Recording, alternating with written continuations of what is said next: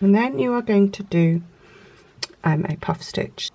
In the top of that treble or UK double treble you did, you're going to do your first puff stitch. You're going to yarn over, you're going to go through both loops of the stitch, and you're going to pull up a loop, and you've got 3. So pull it up, give it space, don't just put it to there, because the puff stitch won't have any volume or definition if you don't pull it up slightly. You're going to yarn over again, go back in, pull up another loop.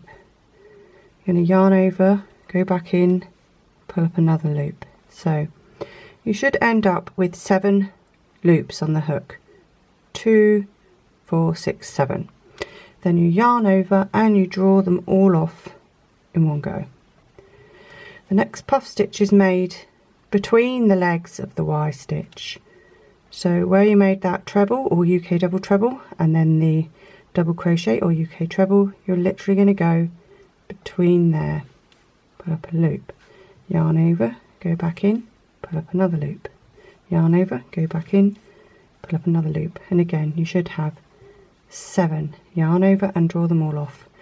Now make another one in the last part of that Y stitch, which is the top of the double or the UK treble that you made into the post of that other stitch. So that's twice, and that's 3 times. Yarn over and draw off.